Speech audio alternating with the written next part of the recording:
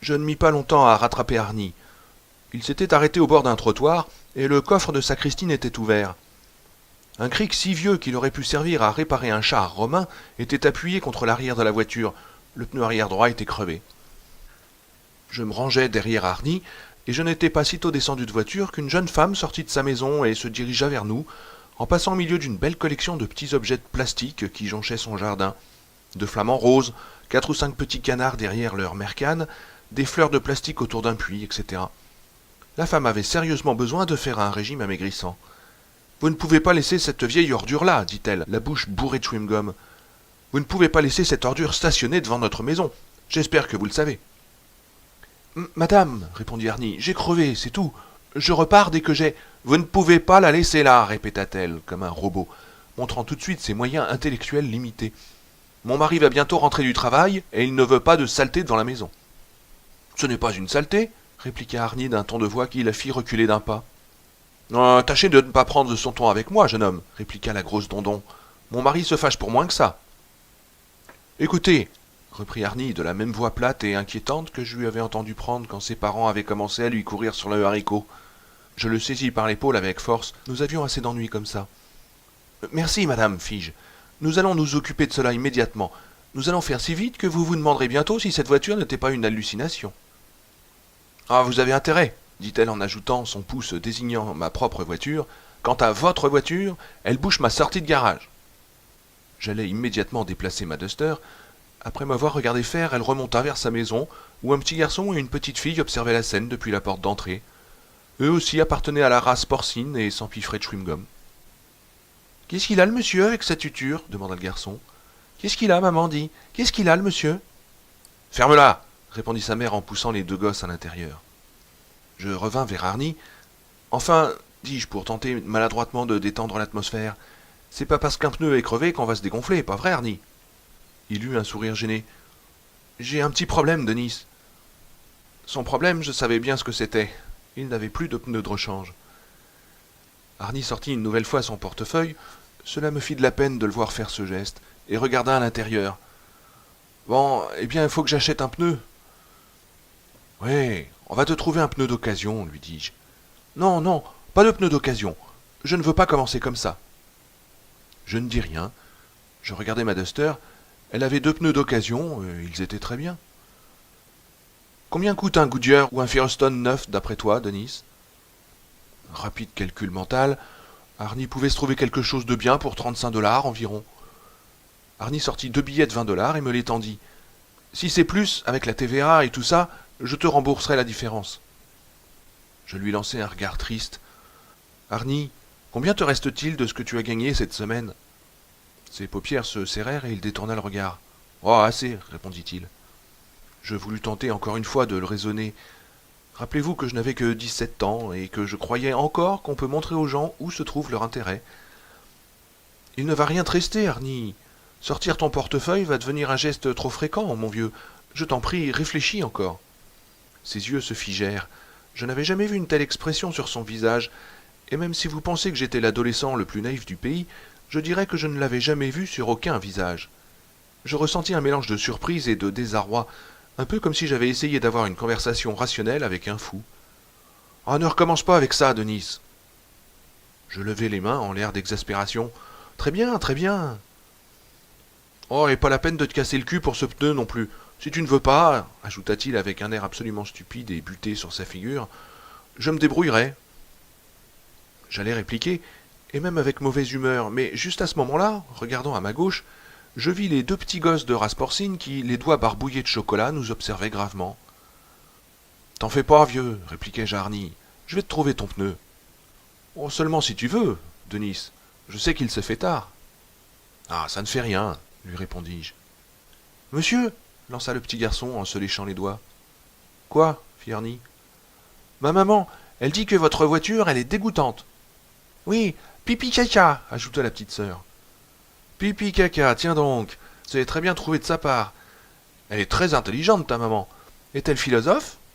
Non, elle est capricorne, répliqua le garçonnet. Moi je suis balance, et ma sœur, elle est... Bon, je reviens aussi vite que possible, dis-je à Arnie. Prends ton temps, Denis. Je ne vais boxer personne. Je filais jusqu'à ma voiture. Tandis que je me mettais au volant, j'entendais la petite fille demander à Arnie « Pourquoi que votre figure, elle est toute moche comme ça, monsieur ?»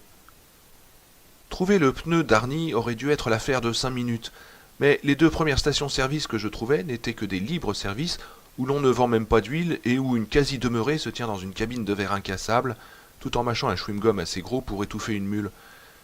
La 3e station-service soldait des pneus, et j'achetais pour la Plymouth d'Arnie, j'avais du mal à l'appeler Christine, ou même à penser à cet engin comme à une personne, à elle plutôt qu'à ça.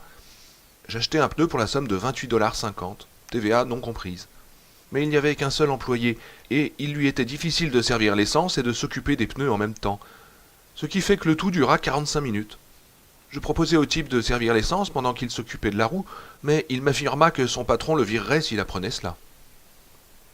Lorsque j'arrivai enfin là où Arnie avait crevé, je constatai immédiatement que le mari de la grosse Dondon était rentré du travail. Arnie et lui étaient en train de se bouffer la gueule, et d'une seconde à l'autre, ils allaient en venir aux mains. Je fis halte en toute hâte et descendis de voiture, courant presque jusqu'à eux. « J'en ai plein le dos de te causer, beuglait le papa cochon. Je te dis que je veux que tu décampes, et sans tarder. Il avait un gros pif cassé, couvert de veines éclatées, ses joues avaient la couleur de la brique, et de sa chemise de travail dépassait un cou dont les veines ressortaient. Pas question que je roule sur la jante, répondit Arnie.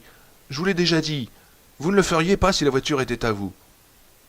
C'est moi qui vais te faire rouler sur les jantes, espèce de tarte, répliqua l'autre, comme pour montrer à ses enfants comment les grands résolvent leurs problèmes dans le monde des grands. Tu vas enlever ta tire merdique de là en vitesse, mon petit bonhomme, et t'as intérêt à pas m'échauffer les oreilles. Allons, réglons ça tranquillement, fis-je. Donnez-nous plutôt 5 minutes, monsieur. Les yeux du type se tournèrent vers moi. Oh, il ne manquait plus que celui-là, dit-il, l'air tout étonné de se coltiner tant d'emmerdeurs sur cette terre. Voulez-vous que je vous prenne tous les deux en même temps, c'est ça? Croyez-moi, ce ne sera pas difficile. Moi, je les connais, ces types de ce genre. 10 ans de moins, et il était été un de ceux qui trouvaient absolument désopilant de faire tomber les livres qu'Arnie tenait dans ses bras, dans un couloir de l'école, ou le pousser tout habillé sous la douche après la classe de physique. Ces types-là ne changent jamais. Ils vieillissent simplement et finissent par ramasser un cancer des poumons pour avoir fumé trop de Lucky Strike ou par canner d'une embolie à 53 balais. Personne ne va se battre ici, dis-je. Il a crevé, un point c'est tout. Ça ne vous est jamais arrivé? Ralph, fais-le déquerpir. La grosse Dondon était ressortie sur le pas de la porte. Sa voix était aiguë et énervée. Des voisins observaient le déroulement des choses, et je pensais avec lassitude que si quelqu'un n'avait pas déjà appelé les flics, ça ne tarderait pas. J'ai jamais crevé, et j'ai jamais flanqué un tas de ferraille devant chez quelqu'un pendant 3 heures, répondit Ralph en gueulant. Ses lèvres étaient retroussées et je voyais de la bave luire sur ses dents. Ça fait moins d'1 heure qu'on est ici, répliquai-je calmement. Garde tes réflexions pour toi, petit malin. Ça ne m'intéresse pas. Je suis pas comme vous, moi. Je bosse pour gagner ma vie. Quand je rentre chez moi, je suis fatigué, et j'ai pas envie de discuter. Alors vous allez me virer ça de là, et sans attendre 1 minute de plus. J'ai un pneu de rechange dans mon coffre, juste le temps de le mettre, et si vous aviez un brin de bon caractère, ajouta Arnie, c'était la goutte qui fait déborder le vase. S'il y a une chose que notre cher Ralph n'allait pas laisser attaquer devant ses gosses, c'était sa personnalité, et il fit mine de frapper Arnie. Mais je parvins à attraper Ralph par le poignet et à l'empêcher de cogner, avec un bruit sec de peaux qui claquent l'une contre l'autre. La petite fille se mit à chialer de tous ses poumons. Son frère en resta tellement coi que sa mâchoire inférieure semblait toucher sa poitrine. Arnie, que j'avais si souvent vu se défiler comme un animal traqué, n'avait même pas sourcillé. On aurait même dit qu'il voulait que ça pète. Ralph virevolta vers moi, ses globes oculaires exorbités par la rage. « Très bien, petit merdeux, je vais m'occuper de toi en premier. » Mais je tenais bien son poignet, et je lui dis d'une voix basse. « Écoutez, mon vieux, le pneu est dans mon coffre. Vous nous donnez 5 minutes pour le changer, et on débarrasse le plancher. Entendu ?» Puis je relâchai peu à peu ma prise sur son bras. Il jeta un coup d'œil à ses gosses et sembla se décider. « D'accord, je vous laisse 5 minutes. » Puis il ajouta en regardant Arnie. « Et t'as de la chance que je te dénonce pas à la police. Ton taco n'a même pas le droit de circuler. » J'attendais qu'Arnie ajoute une réflexion bien sentie qui ferait repartir la bagarre, mais il dit simplement « Merci, et désolé de m'être emporté. » Ralph grogna et renfonça sa chemise dans son pantalon avec 2 petits coups secs. Il regarda de nouveau ses gosses et leur cria « Rentrez à la maison, vous, d'abord. Qu'est-ce que vous faites dehors? Vous voulez que je vous file une torgnole ?» Comme la tendresse règne dans cette famille, me dis-je. Les gosses détalèrent. « 5 minutes, répéta la brute, avec un regard sinistre. Et ce soir, pendant qu'il s'enfilerait quelques pintes avec les copains, il se vanterait de la manière dont il avait tenu bon devant la génération du sexe et de la drogue. Parfaitement, les gars. Je leur ai dit d'enlever leur putain de bagnole de devant chez moi. Et je ne vous dis que ça. Et ils ont filé comme si le bas de leurs pantalons était en feu et qu'ils sentaient déjà les flammes leur lécher le cul. Et ensuite, il allumerait une Lucky ou une Camel. Nous plaçâmes le cric d'Arnie sous sa voiture.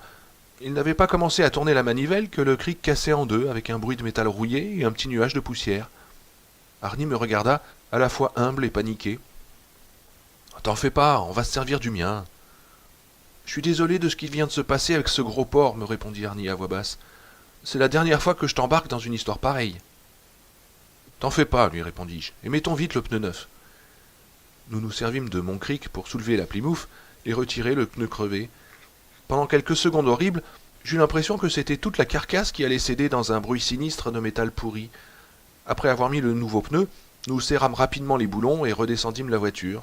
Mon soulagement fut grand. « Et voilà !» fit Arnie en revissant le vieil enjoliveur. Je regardai la Plymouth, et la sensation qui m'avait envahi dans le garage de Lebey s'empara de nouveau de moi. Sans doute était-ce parce qu'il y avait ce Firestone tout neuf. Je frissonnais, mais il me serait impossible d'exprimer le sentiment d'étrangeté que je ressentais. C'était comme si je regardais un serpent qui est sur le point de perdre sa vieille peau, et que déjà apparut le reflet de la nouvelle, luisante et gluante. Le garage d'Arnell, dans Hampton Street, était un long hangar de plaques de tôle ondulées, portant dans la devanture une pancarte sale qui annonçait « Faites des économies, apportez votre savoir, nous vous fournissons les outils ». En dessous, une pancarte plus petite indiquait « Location à la semaine, au mois ou à l'année ». Derrière le garage s'étendait sur 500 mètres environ une série d'espaces délimités par des cloisons d'une hauteur d'1,50 m en tôle ondulée également. À Libertyville, Will Darnell connaissait à peu près tous les gens importants. C'était le genre d'individu qu'on trouve derrière un certain nombre d'activités, magouillant tranquillement dans n'importe quelle ville moyenne. J'avais entendu dire qu'il était mêlé au trafic de drogue qui tournait autour des 2 écoles principales de la ville, et aussi qu'il avait des liens avec les gros bonnets de la pègre de Pittsburgh et de Philadelphie. Je n'y croyais pas vraiment, mais si on voulait acheter en douce des pétards et même des bombes miniatures pour les faire éclater le jour de la fête nationale, Will Darnell était là pour vous en vendre. Mon père m'avait également raconté que, 12 ans plus tôt, il avait été inculpé dans une affaire de voiture volée ayant des ramifications jusqu'à New York, et même plus loin. Mais on avait fini par retirer l'inculpation qui pesait sur lui. Il affirmait cependant que Will Darnell devait encore baigner dans des tas de trucs moches. Enlèvement de camions, trafic de fausses antiquités, etc.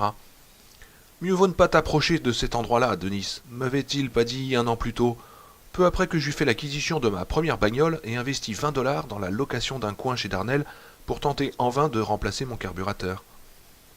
Mieux vaut ne pas trop s'approcher de cet endroit-là. Et voilà que je débouchais devant au moment où les dernières traces du soleil couchant inscrivaient une lueur de haut fourneau sur l'horizon. Mes phares tombèrent sur un entassement de pièces détachées et un bric-à-brac qui accrut ma lassitude et mon découragement. Je me rendis compte que je n'avais pas appelé chez moi et que mes parents devaient commencer à se demander avec inquiétude où j'avais bien pu passer. La porte du garage portait l'inscription « Klaxonnez pour qu'on vous ouvre ». Une faible lumière passait par une fenêtre très sale, voisine de l'entrée du garage, et ce spectacle me donna presque envie de crier par la portière à Arnie de venir garer son engin chez moi pour la nuit. Je voyais déjà Will Darnell en compagnie de ses acolytes faisant l'inventaire des postes de télévision ou des Cadillacs volés. Comme Arnie ne klaxonnait pas, je compris que son klaxon aussi devait être en panne, et je fis marcher le mien. Au bout d'un instant, la porte du garage s'ouvrit en grinçant. Will Darnell en personne apparut, sa bedaine surplombant son pantalon, et il fit un signe impatient à Arnie pour qu'il entre. J'effectuai un demi-tour pour être prêt à repartir, puis il les rejoignit à l'intérieur. Le garage était immense, on aurait dit une caverne. Il régnait un silence terrible après le raffut de la journée. Le plafond était très haut, traversé de poutrelles nues, faisant penser à des portiques. Et il y avait des pancartes partout. Tous les outils doivent être examinés avant que vous quittiez les lieux. Réservé d'avance pour la fosse, manuel de mécanique, au premier servi. Et encore, jurons et blasphèmes sont interdits. Il y en avait encore des dizaines. Où que le regard tombât, une pancarte vous sautait aux yeux. C'était à croire que Will Darnell n'était capable de s'exprimer qu'avec des pancartes. « Box numéro 20 !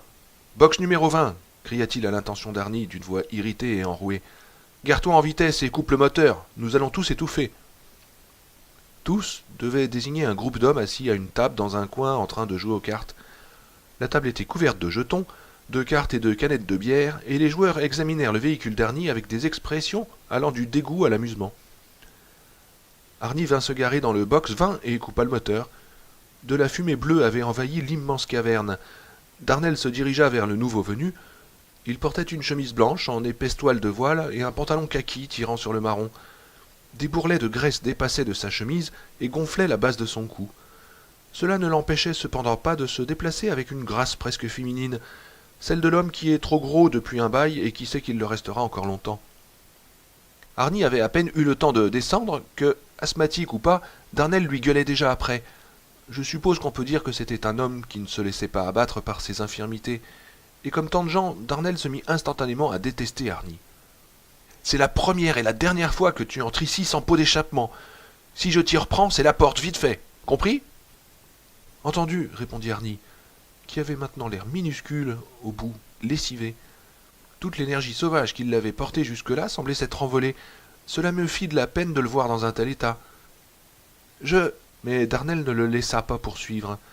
Pour la pose d'un pot d'échappement, c'est 2,50 $ l'heure et en réservant d'avance. Tant que j'y suis, je te dis autre chose. Et veille que ça ne ressorte pas aussitôt par l'autre oreille, mon petit gars. Faut pas que les jeunes de votre genre viennent me faire chier. Il n'y en est pas question. Ici, c'est pour les types qui bossent et qui ont besoin de leur bagnole pour nourrir leur famille. Pas pour les étudiants friqués qui veulent simplement faire de l'épate au volant. Et j'interdis qu'on fume ici. Si tu veux en griller une, tu sors. Ferme-la. Darnell se tenait à présent en face d'Arnie, et comme il était à la fois plus grand et plus gros que lui, mon pauvre ami n'existait pour ainsi dire plus. Je sentis ma colère monter. Les adolescents forment une classe que tout le monde piétine. Au bout de quelques années, on a appris à jouer le numéro du bon esclave soumis devant des types comme Will Darnell qui haïssent les jeunes. Oui, monsieur, bien monsieur. Oh, vous pensez? Mais ce Darnell y allait fort. Je saisis soudain son bras. Monsieur. Il se retourna vers moi. Quoi? Ces hommes là-bas, ils sont en train de fumer. Pourquoi ne leur dites-vous pas d'éteindre leurs cigarettes? Darnell les regarda, puis ramena son regard vers moi. Son visage était imperturbable. Dis donc, petit gars, t'essayes de faire virer ton copain d'ici en 4e vitesse ou quoi? Non, monsieur. Alors boucle-la. Puis il se retourna vers Arnie et, posant ses grosses paluches sur ses larges hanches bien rembourrées, il dit « Je ne mets pas longtemps à voir si j'ai un connard en face de moi. Alors, t'es ici à l'essai, morveux. Tu me fais une blague, et peu importe le fric que t'as pu aligner, t'es viré, avec perte et fracas. » La fureur monta de mon estomac jusqu'à ma tête et j'eus un vertige. En moi-même, je suppliai Arnie de répondre à ce vieux merdeux d'aller se faire foutre. Mais dans ce cas-là, les copains de Darnell se mettraient de la partie et nous terminerions tous les deux cette soirée enchanteresse aux urgences de l'hôpital de Libertyville, couverts de points de suture, ce qui vaudrait presque la peine. « Arnie, implorai-je silencieusement, dis-lui d'aller se faire voir et tirons-nous d'ici. Tiens-lui tête, Arnie. Ne le laisse pas t'enfiler toutes ces conneries. Cesse d'être un perdant, Arnie. Si tu peux tenir tête à ta mère, tu peux bien aussi tenir tête à ce couillon. Allez, cette fois-ci, gagne au lieu de perdre. » Arnie resta un long moment silencieux, tête baissée, puis souffla. « Oui, monsieur. » D'une voix si basse que sa réponse était presque inaudible. On aurait dit qu'il étouffait. « J'ai pas entendu ?» dit l'homme. Arnie releva la tête. Il était affreusement pâle et ses yeux étaient inondés de larmes. C'était trop pour moi. Cela me faisait mal. Je me détournai. Les joueurs de poker observaient ce qui se passait devant le box 20. « J'ai dit oui, monsieur, » répéta Arnie d'une voix tremblante, comme s'il venait de signer une confession effroyable. Je regardais cette Plymouth 58 qui aurait dû être à la casse, et je la haïs un peu plus pour ce qu'elle faisait à Arnie. « Bon, eh bien, débarrassez le plancher à présent, » dit Darnell. « On est fermé. » Arnie s'éloigna en avançant comme un aveugle. Il serait tombé sur un tas de vieux pneus si je n'avais saisi son bras pour le lui faire éviter. Darnell s'éloigna vers la table de jeu. Une fois arrivé là, il dit aux autres quelque chose de sa voix sifflante et tous s'esclaffèrent. « Ça va bien, Denis, » me dit Arnie comme si je lui avais demandé quelque chose. Ses dents étaient serrées et sa poitrine était soulevée par une respiration courte et haletante. « Ça va bien, lâche-moi, je t'assure, ça va. » Je lâchai son bras. Nous allions sortir quand Darnell beugla. « Et n'amène pas tes voyous d'amis ici, où c'est la porte. » Un des acolytes ajouta. « Et laisse la cam à la maison. » Arnie se fit tout petit. Il avait beau être mon ami, je le détestais quand il se faisait tout petit comme ça. Dehors il faisait nuit et frais. La porte du garage se referma derrière nous avec un bruit métallique. Et voilà comment Christine entra chez Darnel. Glorieux, non? En arrivant à la maison, je trouvai papa et ma sœur en train de s'enfiler des sandwichs. Je fus pris d'une faim de loup. Je n'avais rien mangé depuis midi. Où as-tu encore traîné, boss? Me demanda Hélène, en levant à peine le regard du magazine genre Mademoiselle H-Tendre qu'elle était en train de lire.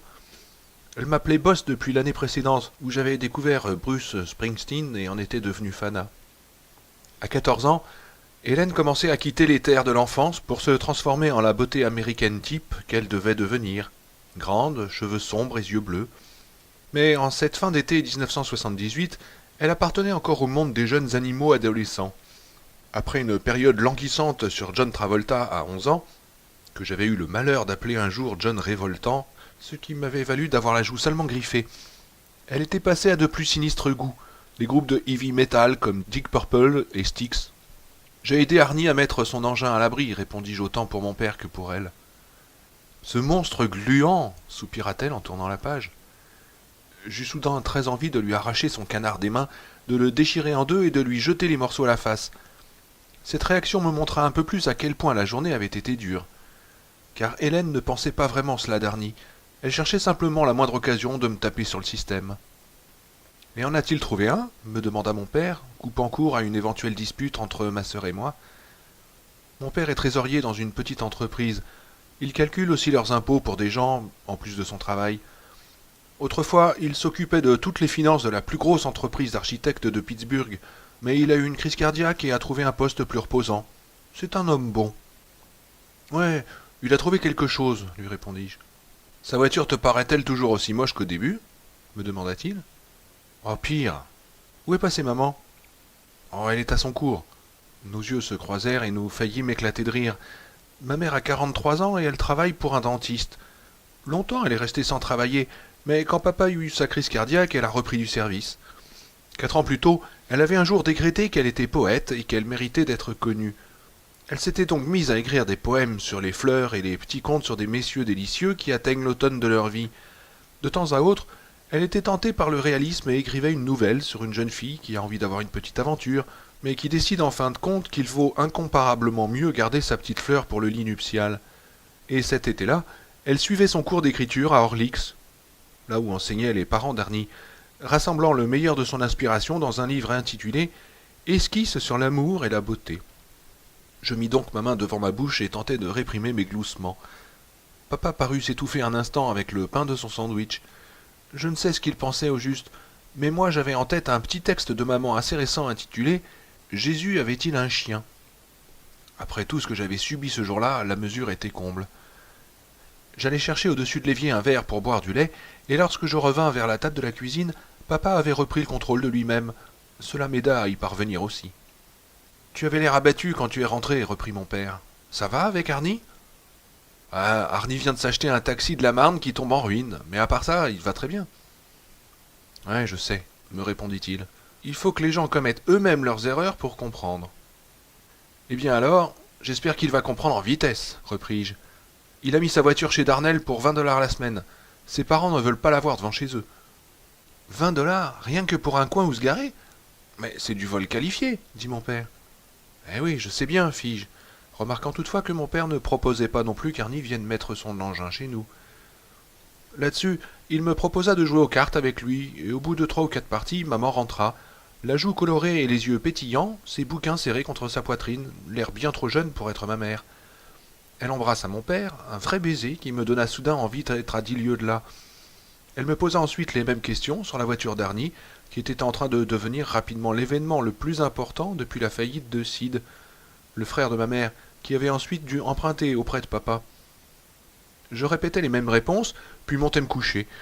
J'en avais plein les bottes, et si je sentais que mon père et ma mère avaient une certaine petite affaire à régler ensemble, mais ce n'est pas un sujet dont un fils aime discuter quand il s'agit de ses parents. La plainte d'un démarreur de voiture s'élevant dans le noir. Silence. Le démarreur crie de nouveau. Le moteur démarre, cale, repart. Un moteur tourne dans le noir. Puis des phares déchirent la nuit et me clouent comme un insecte sur une vitre. Je suis à la porte du garage de Rolandet-Lebet, et Christine est à l'intérieur. Une Christine toute neuve, sans le moindre coup ou la moindre trace de rouille. Le pare-brise impeccable possède une bande bleue en haut. La radio crache le rythme enlevé de Dale Hawkins, chantant Suzy Q, voix d'un autre âge, effrayante de vitalité. Le moteur psalmodie ses paroles de pouvoir par le silencieux double du pot d'échappement. Et je sais que sous le capot, il y a un levier Hertz et des culasses feuillies, et que l'huile vient d'être changée, une huile d'une belle couleur d'ambre propre, le sang de la vie automobile. Les essuie-glaces se mettent soudain à fonctionner, et c'est bizarre, parce qu'il n'y a personne au volant. La voiture est vide. Viens, mon grand, allons faire un tour, roulons ensemble. Je secoue la tête. Je ne veux pas entrer là-dedans, cela me fait peur. Je ne veux pas rouler avec elle. Et soudain le moteur se met à pousser des grognements, comme s'il était affamé, et à chaque grognement du moteur, Christine fait un petit bond en avant, comme un chien méchant que ne retient qu'une laisse trop fine. Et je veux bouger de là, mais mes pieds paraissent cloués au sol. C'est ta dernière chance, mon grand. Et avant que j'aie pu répondre quelque chose ou trouver quoi répondre, le caoutchouc des pneus hurle. Christine bondit en avant, menaçante avec sa gueule ouverte emplie de crocs de chrome et ses phares aveuglants. Mes propres cris m'avaient arraché du sommeil, dans l'obscurité morte de 2 heures du matin. Le son de ma voix me faisait peur, et plus encore, le bruit des pieds nus se précipitait dans le couloir. Je me cramponnais à mes draps de toutes mes forces. Je les avais arrachés et ils étaient en boule, mon corps dégoulinait de sueur. Dans sa chambre, ma sœur cria « Qu'est-ce que c'est ?» La lumière inonda ma chambre, éclairant ma mère vêtue seulement d'un déshabillé bien plus court que ce qu'elle aurait laissé voir en temps normal, suivie de mon père, nouant la ceinture de sa robe de chambre au-dessus de son absence de pyjama. « Qu'est-ce qu'il y a, mon lapin ?» me demanda-t-elle. Ses yeux étaient grands ouverts par la peur. Elle ne m'avait plus appelé mon lapin depuis que j'avais 12 ou 14 ans, peut-être moins. « Denis ?» fit papa. Puis Hélène apparut, frissonnant de froid. « Retournez-vous coucher, leur dis-je. C'était un rêve, c'est tout, ce n'est rien. »« Oh !» fit Hélène, paralysée par l'heure et l'incongruité de la scène. « Ça devait être un sacré film d'épouvante. Raconte, Denis. »« J'ai rêvé que je t'épousais. »« Ne taquine pas ta sœur, Denis, fit maman. Qu'est-ce qu'il y avait ?»« Oh, je me souviens pas. » Je me rendis compte que mes poils pubiens dépassaient du drap. J'arrangeais les choses hâtivement, avec des pensées coupables de masturbation, d'éjaculation nocturne et Dieu sait quoi encore. Ma tête était en compote. Pendant quelques instants, en me réveillant, je n'avais même plus été sûr d'être grand ou encore petit. Il n'y avait que cette terrifiante image de la voiture sur le point de bondir, capot vibrant sous l'action du moteur, croc d'acier en avant. Ta dernière chance, mon grand. Ma mère posa sa main sur mon front pour voir si j'avais de la fièvre. Sa paume était fraîche et sèche. Je vais bien, maman. C'est rien, juste un cauchemar. Et tu ne te souviens pas? Non, non, non, c'est fini maintenant. Tu es sûr? Hein, Denis, mon lapin? Cette expression de nouveau, ramenant des souvenirs de genoux écorchés, et le visage de maman au-dessus de moi, comme quand j'avais de ces maladies infantiles, au rayon rougeole ou scarlatine. Tout cela me donnait envie de pleurer, absurdement, alors que je la dépasse de 20 bons centimètres et pèse 30 kilos de plus qu'elle. Oui, oui, ça va.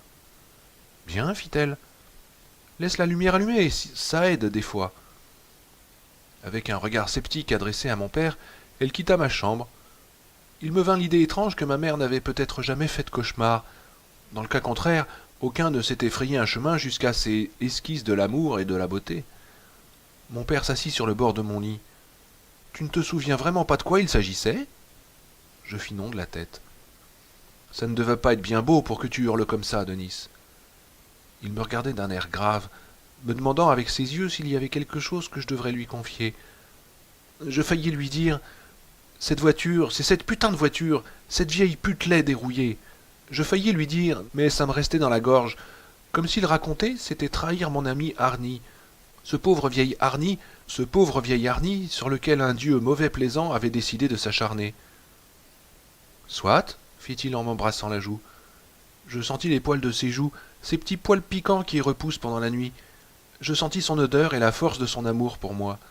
Je le serrai bien fort, et il fit de même. Je croyais qu'Arnie se pointerait chez moi le samedi suivant, comme d'habitude. Aussi restai-je à la maison, tondant la pelouse et lavant même les 3 voitures de la famille. Ma mère regarda ce déploiement d'activité avec un certain étonnement, et pendant que tout le monde déjeunait de saucisses chaudes et de salades vertes, elle fit remarquer que je devrais peut-être faire des cauchemars plus souvent, si tel était le résultat. Je ne voulais pas appeler chez Arnie, pas après ce dont j'avais été témoin, mais l'après-midi avançant, je pris mon courage à deux mains et composai son numéro. Regina répondit, et bien qu'elle fit comme si de rien n'était, je sentis une distance nouvelle dans sa voix. J'en fus bien triste. Son fils unique avait été séduit par une vieille prostituée nommée Christine, ce dont le bon vieux Denis devait à coup sûr être complice. C'était même peut-être lui qui avait tout manigancé. Regina me répondit que son fils n'était pas là, mais au garage d'Arnel, depuis 9 heures du matin. « Ah oui » fis-je, formidablement maladroit. « Je n'en savais rien. » Jamais on n'avait menti aussi mal. « Vraiment » reprit Regina, ajoutant simplement « Au revoir, Denis. » Elle raccrocha immédiatement, et je restai un moment à regarder le téléphone dans ma main avant de raccrocher. Papa était installé devant la télévision, maman était partie chez une de ses camarades de la classe d'écriture. Je crois qu'elles se lisaient l'une à l'autre leurs poèmes et s'exaltaient ensemble. Hélène était chez une de ses copines. Ce samedi après-midi me parut soudain affreusement vide. Je regardais une partie du match de baseball entre Philadelphie et Atlanta avec papa, puis au bout d'un moment, je me levai comme si j'allais sortir. « Où vas-tu » me demanda mon père. « C'est vrai ça. Où allais-je au juste ? Chez Darnel ? Pour regarder Arnie bricoler sa bagnole tout en tenant le crachoir ou pour écouter Darnel lui passer un savant de plus ? Voulais-je encore avaler une dose de souffrance ? Merde alors, Arnie est un grand garçon. » Nulle part, répondis-je à mon père en me rasseyant pour regarder Philadelphie finir de mettre une raclée à Atlanta et en ne pensant plus à Arnie Cunningham. Enfin, presque plus. Il se ramena le dimanche après-midi, pendant que je jouais au croquet avec Hélène sur le gazon derrière la maison. Hélène m'accusait sans arrêt de tricher. Elle avait un de ces accès de mauvaise humeur, ce qui arrivait chaque fois qu'elle avait ses règles. Hélène était très fière des règles qu'elle avait depuis 14 mois. « Salut » dit Arnie en apparaissant au coin de la maison. « Mais que vois-je ? La créature du lagon noir en compagnie de la fiancée de Frankenstein. »« Allez, vieux, attrape un maillet et joins-toi à nous, lui dis-je. »« Moi je ne joue plus, fit Hélène en jetant son maillet par terre. Il triche encore plus que toi, Denis. Ah, les mecs !» Pendant qu'elle s'éloignait, Arnie s'exclama en feignant d'avoir une voix tremblante. « C'est la première fois qu'elle m'appelle un mec, Denis. » Et il tomba à genoux, prenant un air d'adoration exalté. Il n'y avait pas à dire. Il pouvait vraiment être drôle quand il voulait. C'est une des raisons pour lesquelles je l'aimais tant. Et c'était comme mon secret, vous comprenez ? Je pense que j'étais le seul à saisir son esprit. J'ai un jour entendu parler d'un millionnaire qui avait un Rembrandt volé dans sa cave, où il pouvait être le seul à le voir. Eh bien, je comprends ce type. Arnie, pour moi, c'était pareil. Nous jouâmes un peu ensemble, puis nous finîmes par nous asseoir sur les chaises de jardin. « Je pensais que tu viendrais voir le match hier. La partie a été super. »« J'étais chez Darnel, mais j'ai entendu la retransmission à la radio. » Je hochai la tête en le regardant. Il y avait ce jour-là en lui, mais peut-être était-ce simplement la lumière, quelque chose de différent. Certes, il avait l'air fatigué, et des cernes se creusaient sous ses yeux, mais aussi son teint paraissait s'être légèrement amélioré. « Tu as beaucoup travaillé sur ta voiture ?»« Non, pas beaucoup. J'ai changé l'huile. J'ai regardé le bloc moteur, qui n'est pas fendu, Denis. C'est déjà une bonne chose. C'était simplement le robinet de vidange qui était mal fermé. J'ai eu de la chance de ne pas griller un piston vendredi soir. »« Mais comment as-tu fait pour regarder sous ta voiture ?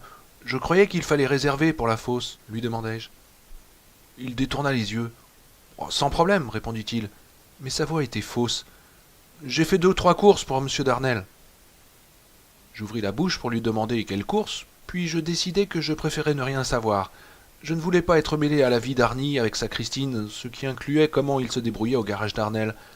Et puis il y avait autre chose, l'envie de laisser tomber, un peu comme quand un copain tombe amoureux et épouse une petite garce qui aime bien qu'on la chouchoute. Dans 9 cas sur 10, vous n'aimez pas la femme de votre copain et elle vous le rend bien, si bien que vous tournez la page en sachant que c'est fini pour cette amitié-là. « Allons au ciné » déclara soudain Arnie nerveux. « Qu'est-ce qui passe ?»« Oh, un truc de kung-fu, du genre les poings du danger ou les mains qui tuent. À moins que ce ne soit les couilles qui écrabouillent. Ça te dit ? En revenant, on racontera les moments les plus affreux à Ellie pour la faire vomir. » Et nous allâmes au cinéma. Le lendemain, nous reprîmes notre boulot d'été. J'oubliais mon cauchemar et je me rendis compte peu à peu que je voyais Arnie moins souvent qu'avant. Je vous dis, c'est comme quand vous perdez peu à peu contact avec un pote qui s'est marié. La dernière semaine où nous travaillions, avant la rentrée des classes, j'allais chercher Arnie un matin chez lui, comme d'habitude. Il avait un cocard énorme à un œil et une vilaine balafre sur le front. Qu'est-ce qui t'est arrivé? Je ne veux pas en parler, Denis. Il a déjà fallu que je m'explique là-dessus avec mes parents, j'ai cru que j'allais ne plus avoir de voix. Je n'insistais pas, et Arnie garda un silence maussade, aussi bien pendant que nous allions au boulot qu'en revenant le soir. Et je n'aurais rien su s'il n'y avait pas eu Gino. Gino est une pizzeria dans la rue principale de Libertyville, tenue par un Italien merveilleux qui porte un nom irlandais. Le jukebox est un vieux Wurlitzer qui doit dater de 1950, et tous les disques sont hyper préhistoriques. Nous y entrâmes ce soir-là, après le boulot, et commandâmes nos pizzas tout en regardant les cuisiniers malaxer la pâte et la lancer en l'air, ou en les écoutant échanger des blagues avec un fort accent italien. Nous étions vus hier soir au bal, Giovanni. Ma qui était que sta morue toute décharnée avec qui tu étais? C'était ta sœur, voyons. Comment tu connais Buddy Repperton? Me demanda soudain Arnie, me tirant dans ma rêverie. Nos pizzas étaient arrivées. Buddy qui? Repperton. Le nom me disait vaguement quelque chose. C'était un type qui cherchait tout le temps la bagarre. Je m'étais vaguement frotté à lui un soir lors d'un bal à l'école. C'est à lui que je dois ça, dit Arnie en touchant son œil et au beurre noir qui virait au jaune citron. C'est Repperton qui t'a amoché? Ouais. Buddy Repperton s'était ramené au garage avec une Camaro qui avait fait plusieurs tonneaux. Le moteur avait tenu le coup, mais la carrosserie avait vraiment dégusté. Il était arrivé une semaine environ après qu'Ernie y ait garé Christine.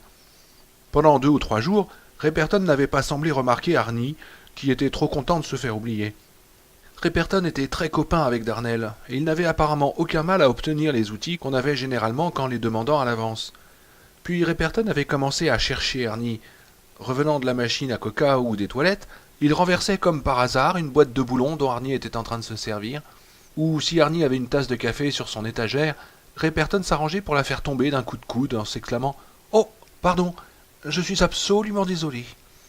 Après ces premières salves, qu'il avait supportées avec le stoïcisme du gars qui a tout subi et tout enduré, Arnie avait espéré que les choses en resteraient là, ou que Repperton trouverait une autre tête de Turc. Mais ils avaient fini par en venir aux mains.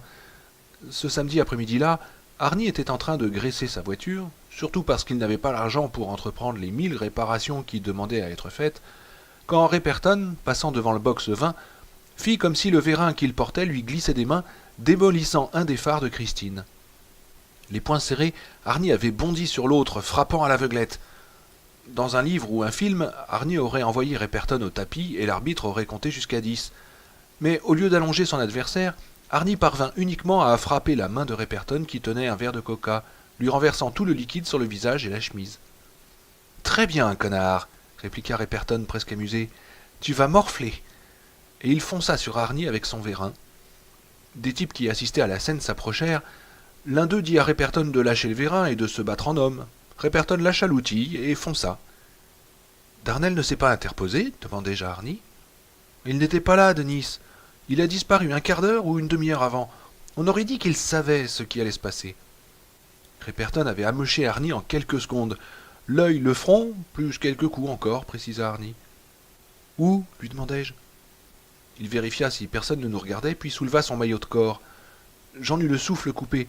Il avait des coups de toutes les couleurs, jaune, rouge, violet, marron, sur toute la poitrine et le ventre. « Tu es sûr de ne pas avoir une côte cassée, Arnie ?»« Oh, ouais, mais j'ai eu de la chance. » Arnie n'ajouta rien ce soir-là, mais un type que je connais et qui se trouvait au garage me raconta le reste en détail quelque temps après.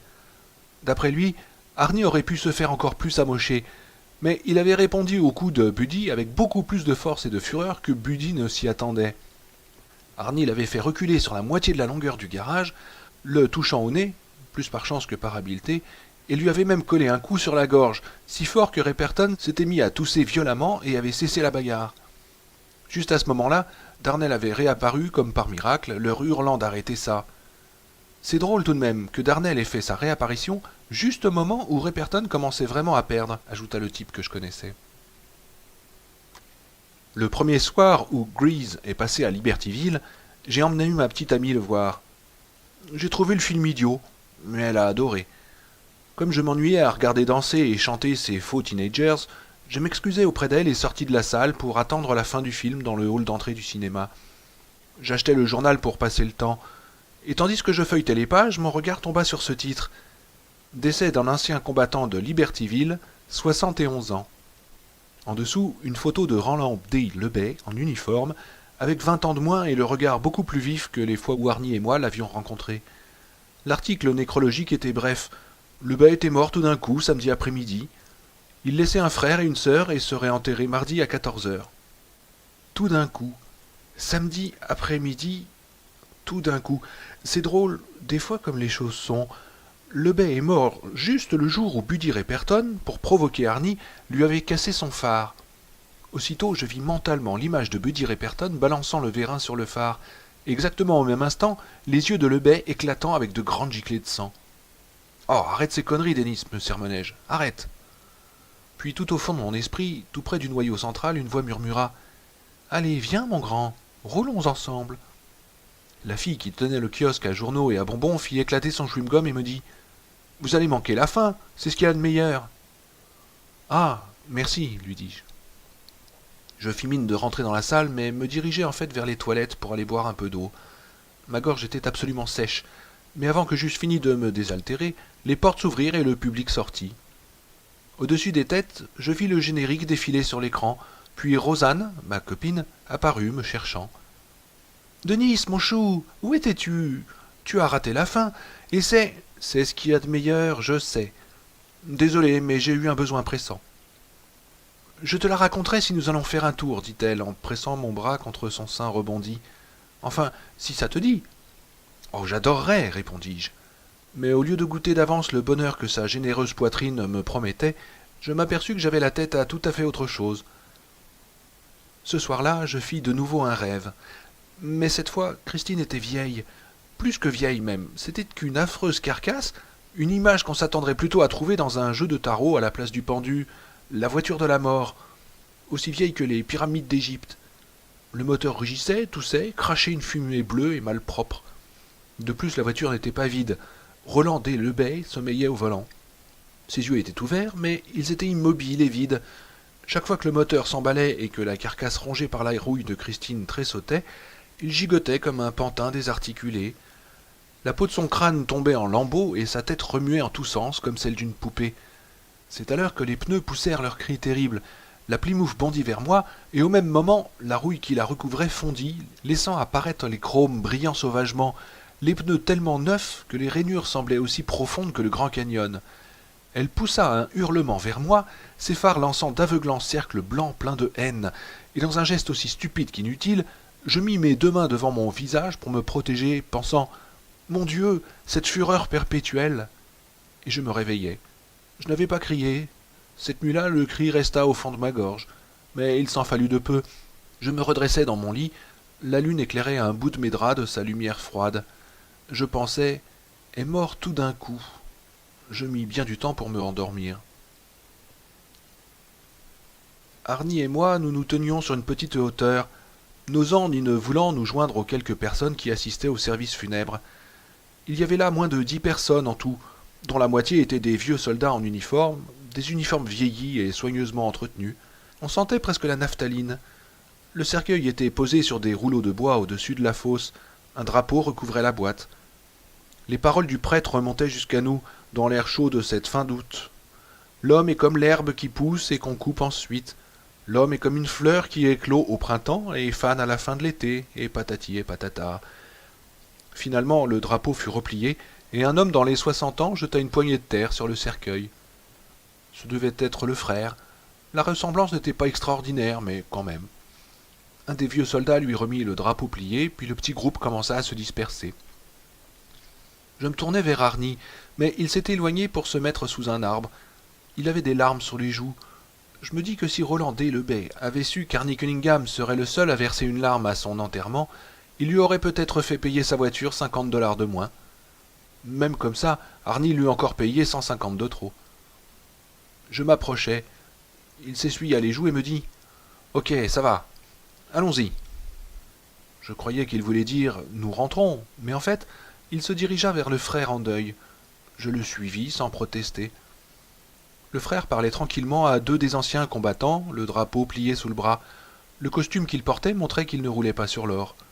« Excusez-moi, monsieur, dit Arnie en s'approchant. Vous êtes le frère du défunt, n'est-ce pas ?»« En effet. » Arnie tendit la main. « Je m'appelle Arnie Cunningham. Je connaissais un peu votre frère. Je lui ai acheté une voiture il y a peu de temps. » La main du frère, qui s'était automatiquement tendue quand Arnie avait présenté la sienne, hésita soudain. Je crus pendant un instant que l'homme allait même la retirer, mais il se contenta de serrer brièvement la main d'Arnie, puis de la lâcher. « Je sais, Rolly m'a écrit dans sa dernière lettre qu'il l'avait vendue. » Il était difficile d'imaginer que Lebet, avec son crâne malade et son corset pestilentiel, avait pour surnom Rolly. Mais son frère avait prononcé ce surnom sans tendresse dans la voix, ce que confirmèrent ses paroles suivantes. « Mon frère n'écrivait pas souvent, monsieur Cunningham, et en plus, il avait tendance à trouver du plaisir dans la méchanceté. Je préférerais que ce n'ait pas été le cas. Malheureusement, je n'y peux rien. Dans sa lettre, Rolly parlait de vous comme d'un connard, qu'il avait, pour reprendre ses mots, baisé royalement. » Je restai bouche bée. Je tournai le visage vers Arnie, m'attendant à une explosion de rage, mais il n'avait pas bronché. Il se contenta de se racler la gorge et dit « C'est à propos du garage que je m'adresse à vous. Voyez-vous, je travaille actuellement sur cette voiture pour essayer de la remettre en état. Mes parents n'en veulent pas à la maison, et je me demandais si... »« Non, fit Lebet. »« Vous ne pourriez pas me louer le garage ? » ?»« Non, non, il n'en est pas question. Je paierai $20 la semaine. 25 si vous voulez. » Je serrai les mâchoires. On aurait dit un type qui est en train de s'enfoncer dans des sables mouvants et à qui on essaye de redonner courage en lui filant à bouffer du gâteau à l'arsenic. « Non, impossible. »« Mais rien que le garage, monsieur Lebet. »« Ce n'est pas possible. J'ai déjà pris contact avec plusieurs agences de Libertyville et les visites commencent sous peu. »« Ah, je comprends. Mais d'ici là... » »« Ça n'irait pas s'il y avait quelqu'un à la maison. » Il se pencha vers Arnie. « Comprenez-moi bien, monsieur Cunningham. Je ne suis pas quelqu'un qui en a après les jeunes en général. Si c'était le cas, je serais depuis longtemps à l'asile, car cela fait presque 40 ans que j'enseigne dans un lycée de l'Ohio. Vous me semblez de plus être un adolescent très intelligent et très bien. Mais je ne suis ici que pour une seule chose, vendre la maison, partager ce qu'on pourra en tirer avec ma sœur, qui vit à Denver, et ne plus jamais en entendre parler, ni de mon frère. Vous voyez ce que je veux dire ? » ?»« Je vois, monsieur. Est-ce que ça changerait quelque chose si je vous proposais d'entretenir aussi la maison, de couper le gazon, de repeindre, de faire des petites réparations ? Je sais me servir de mes mains. » »« C'est vrai, fis-je, il est très habile dans tout ça. » Je pensais que ça ne ferait pas de mal qu'Arnie se souvienne un jour que je l'avais soutenu, même si en réalité je n'étais pas de son côté. « Désolé, mais j'ai déjà engagé quelqu'un pour surveiller la maison et faire le plus gros. » C'était plausible, certes, mais je sus soudain sans hésitation que c'était un mensonge, et je crois qu'Arnie l'avait également compris. « Entendu, dit-il. Désolé pour votre frère. C'était un homme qui semblait avoir du caractère. » « Du caractère ?»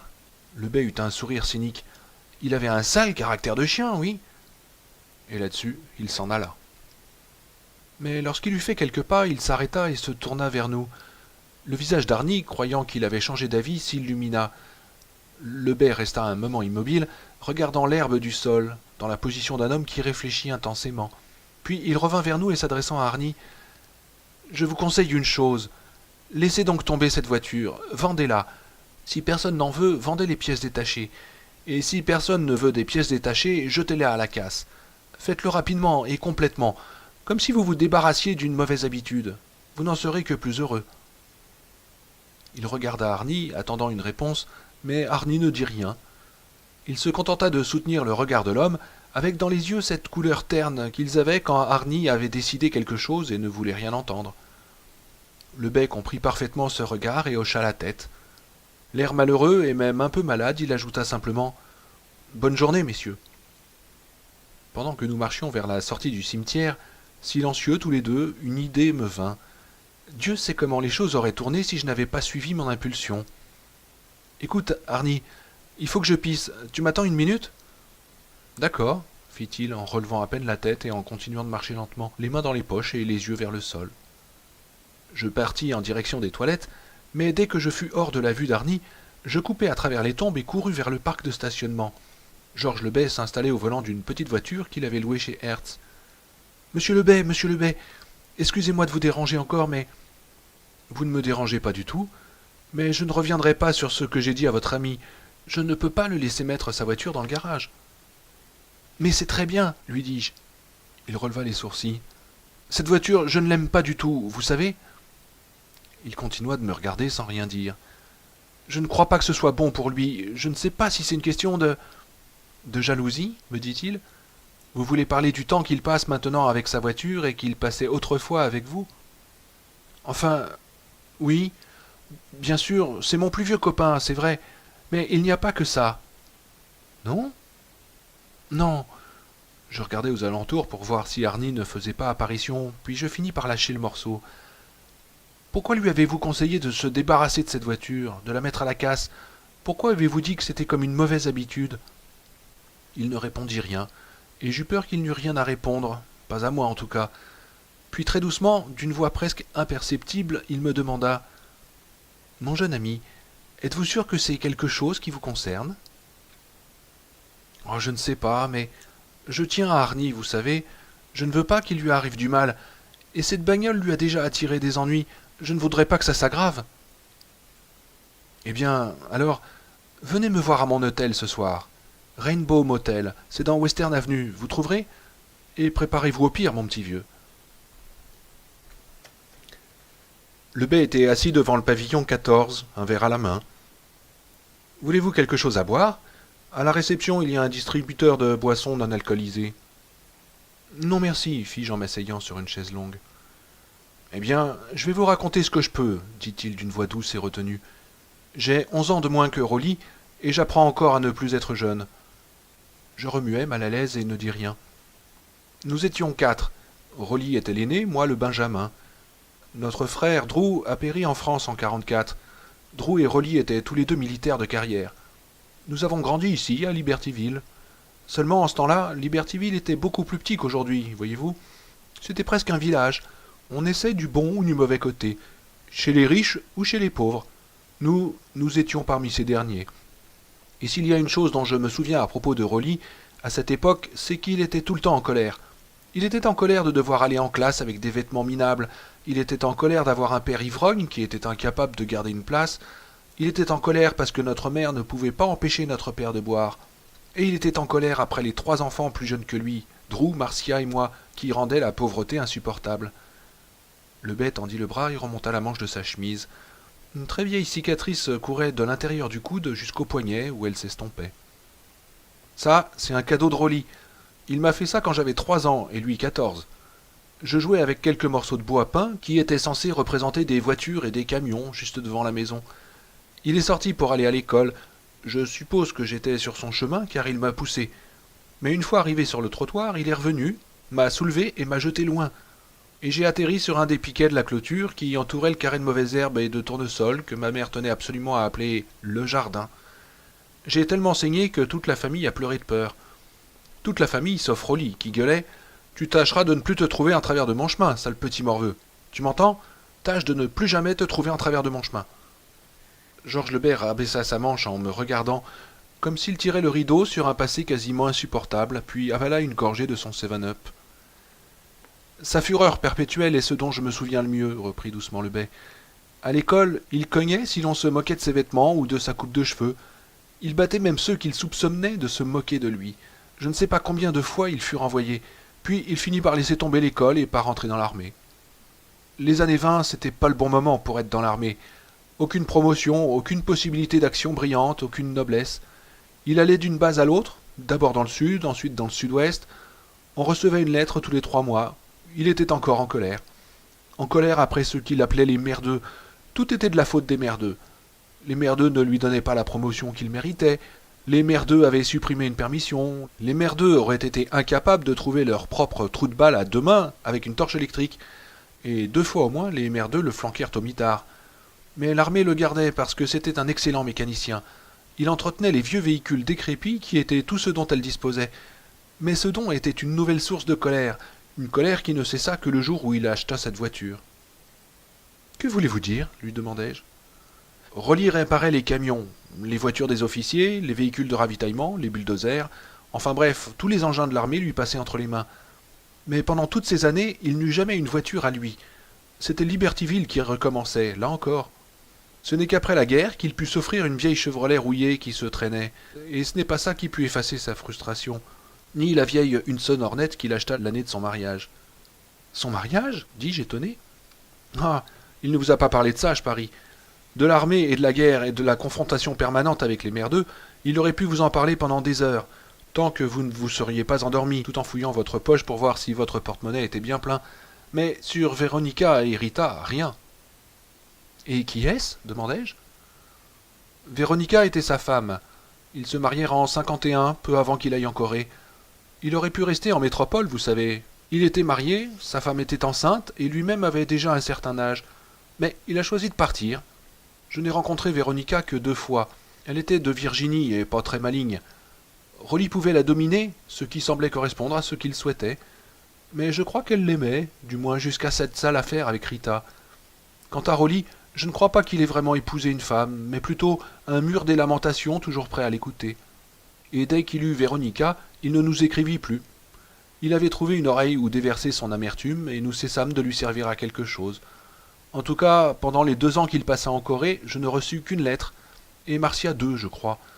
Je suppose qu'il écrivait à sa femme. Quant à la naissance de leur fille, début 52, ce fut seulement l'occasion pour lui de se plaindre d'avoir une bouche de plus à nourrir, et du sale coup que les merdeux avaient dû lui jouer. Mon frère revint de Corée en 53, et vit sa fille pour la première fois. Il paraît qu'il l'inspecta pendant 1 minute ou 2, puis la rendit à sa femme et alla bricoler sa vieille Chevrolette jusqu'au soir. Je vous ennuie, Denis? Oh non, répondis-je sans mentir. Pendant toutes ces années, Rolly ne voulait qu'une seule et unique chose, une voiture flambant neuve. Pas une Cadillac ou une Lincoln, cela lui aurait fait rejoindre la classe des officiers et autres merdeux.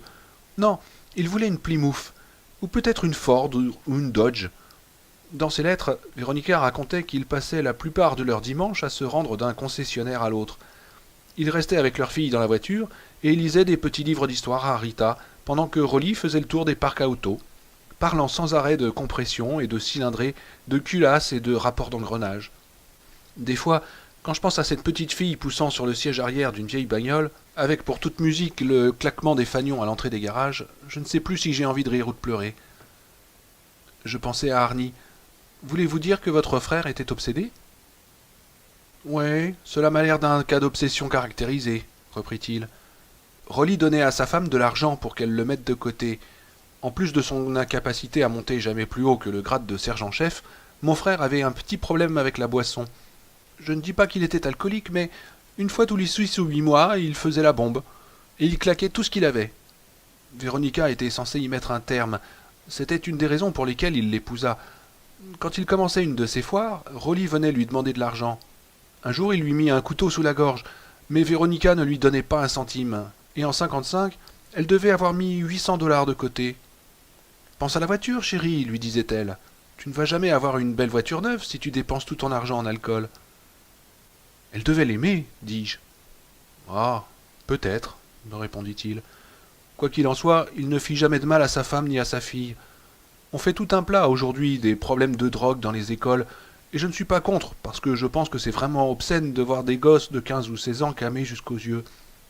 Mais l'alcool reste la drogue la plus dangereuse, et en plus légale. Bref, quand mon frère quitta l'armée en 57, Véronica avait un peu plus de 1200 $, à quoi s'ajouta une pension d'invalidité pour mon frère à cause de son dos abîmé. De l'argent, il en avait, enfin. Mais avant d'acheter la maison que vous avez vue, il y a eu la voiture, bien entendu. La voiture, ça passait avant tout le reste. Les visites au concessionnaire furent frénétiques, et il se décida enfin pour cette Christine. Pour le coup, j'eus droit à une longue lettre, avec chiffres et données à l'appui. Je ne me rappelle rien, mais je suis sûr que votre ami pourrait vous réciter tout ça comme les versets de la Bible. Ce dont je me souviens, c'est qu'il disait que le prix de vente était juste un peu moins de 3000 $, et qu'il avait réussi à les filouter et à descendre à 2100. Il passa commande, versa 10%, et quand elle arriva, paya le reste en espèces, en billets de 10 et de 20 $. L'année suivante, Rita, qui avait alors 6 ans, mourait par étouffement. Je fis un bond sur mon siège. La voix de Georges Lebet, douce comme celle du bon professeur qu'il était sans doute, avait quelque chose qui vous berçait, et comme j'étais fatigué, j'avais failli m'endormir. Mais ces mots me réveillèrent comme si l'on m'avait jeté de l'eau froide sur la figure. Oui, vous avez bien entendu, dit-il en réponse à mon regard surpris et interrogateur. Ils étaient partis rouler un dimanche. Rouler avait remplacé les expéditions chez les concessionnaires. Il y avait des sacs à ordures devant et derrière. La petite fille n'avait pas le droit de laisser tomber quoi que ce soit. Elle ne devait pas salir. Et elle connaissait bien la leçon. Rolly tenait les cendriers propres, toujours. Il fumait beaucoup, mais il secouait ses cendres et jetait ses mégots par la fenêtre quand il avait fini de fumer. Si un passager utilisait un cendrier, il le nettoyait méticuleusement après. Il lavait sa voiture 2 fois par semaine et la faisait réviser 2 fois l'an. Pour le reste, il faisait tout lui-même, dans un garage où il louait une place. Je me demandais si c'était pas chez Darnel. Ce dimanche-là, il s'était arrêté au bord d'une route pour manger quelque chose. Il n'y avait pas de McDonald's à l'époque, seulement des stands à frites, des choses comme ça. Ce qui arriva est assez banal. Il resta un moment silencieux, se demandant ce qu'il devait exactement me raconter, ou peut-être comment séparer ce qu'il savait de ce qu'il supposait. Rita s'étouffa avec un morceau de viande. Ils étaient repartis après avoir acheté de quoi manger, quand la petite se mit à octer et à se tenir la gorge. Rolly s'arrêta immédiatement, la sortit de la voiture et lui tapa dans le dos pour essayer de faire ressortir le morceau. Bien sûr, aujourd'hui, il existe une méthode pour ces cas-là, la méthode Heimlich, qui marche généralement très bien. Mais à l'époque, ma nièce mourut donc ainsi, au bord de la route. J'imagine que c'est une mort répugnante et terrifiante. Ah, il tenta de la sauver, je n'en doute pas, et je veux croire que c'est par malchance qu'elle mourut ainsi. Il tenta certainement tout.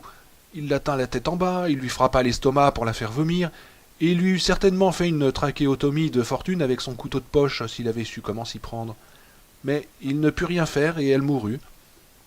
La famille vint à l'enterrement. Ce fut la dernière fois que nous nous vîmes tous. Je me rappelle que je m'étais dit, il aura certainement revendu la voiture. Mais pensez-vous, ils sont arrivés devant l'église méthodiste de Libertyville, et elle était impeccable, polie, reluisante, repoussante. Vous me comprenez, Denis? Repoussante. Oh, je vous comprends parfaitement, monsieur. Le bey opina lentement. Véronica était assise à côté de Rolly, comme un mannequin de cire. Ce que cette femme avait jamais eu en elle, quoi que ce fût, l'avait quittée définitivement. Rolly avait eu sa voiture, Véronica avait eu sa fille, et elle en mourut. Lui avez-vous parlé de revendre sa voiture? Lui demandai-je. Et comment? Marcia était avec moi, c'était juste après la cérémonie. Le frère de Véronica, qui était venu de Virginie, était parti ramener sa sœur chez elle.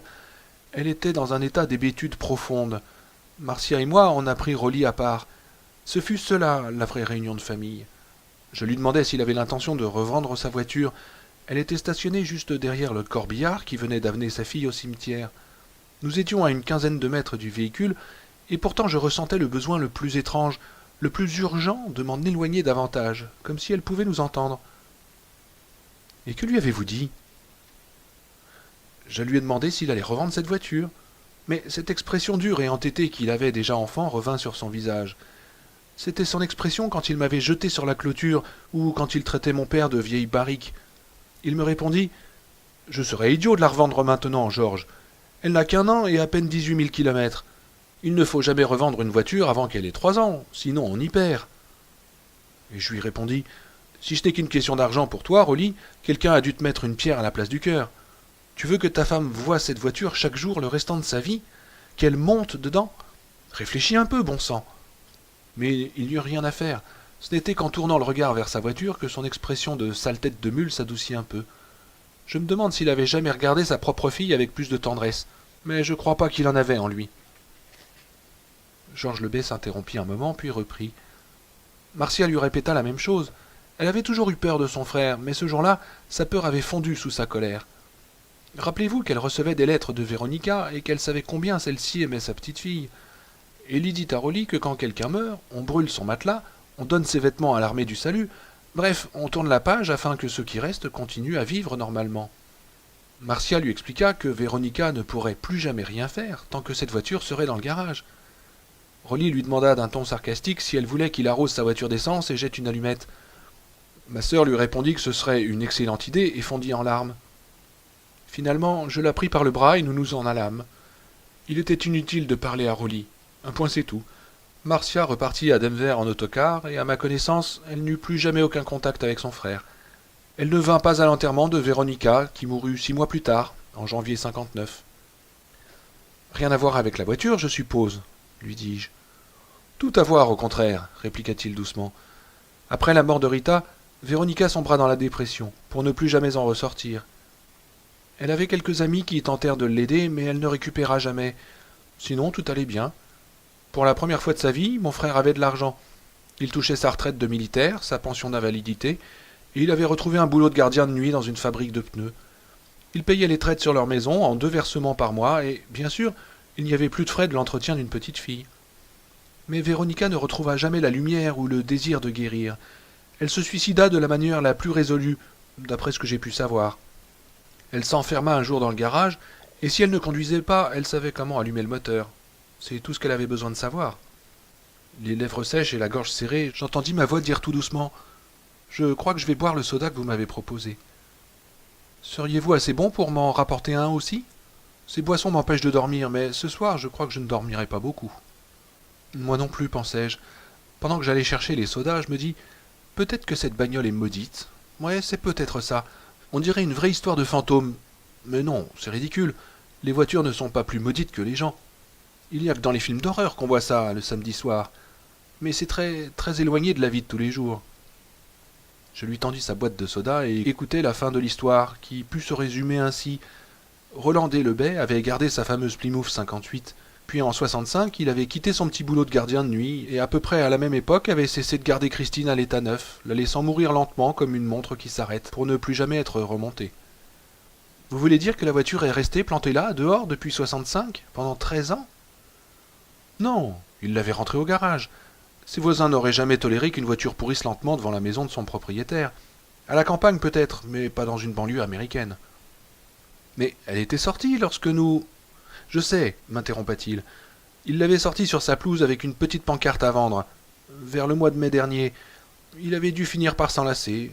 J'ignore la façon dont mon frère a pu vivre les dernières années de sa vie, ni ce qu'il pouvait bien penser. Mais ce dont je suis sûr, Denis, c'est que quand il a décidé en 65 ou plus tard qu'il était temps de laisser tomber sa bagnole, il l'a laissée de côté et c'est tout. Pareil quand il a décidé qu'il était temps de la vendre. Il resta un instant silencieux. Eh bien, je crois que je vous ai tout raconté. Je tiens à répéter que je pense vraiment que votre ami serait plus heureux s'il se débarrassait de cette voiture. Je l'ai bien regardé, vous savez, et il ne m'a pas fait l'impression d'un jeune homme si heureux que ça. Est-ce que je me trompe ? Je réfléchis attentivement à la question. Le bonheur n'était pas le fort d'Arny et ne l'avait jamais été, mais jusqu'à la rencontre avec cette Plymouth, il avait au moins établi une sorte de pacte avec la vie. Non, vous ne vous trompez pas, lui répondis-je. Eh bien, je ne crois pas que la voiture de mon frère lui apportera le bonheur. Au contraire même. Je ne marche pas dans les histoires de fantômes, mais je crois que les émotions et les événements possèdent une résonance qui se prolonge. Il est même possible que les émotions se propagent dans certaines circonstances inhabituelles. Un peu comme le lait prend l'odeur d'un aliment au goût plus fort dans un réfrigérateur. Mais ce n'est peut-être qu'une idée ridicule. Il se peut que je souhaite tout simplement que la voiture dans laquelle ma nièce a trouvé la mort et avec laquelle ma belle-sœur s'est suicidée soit transformée en un simple cube de métal.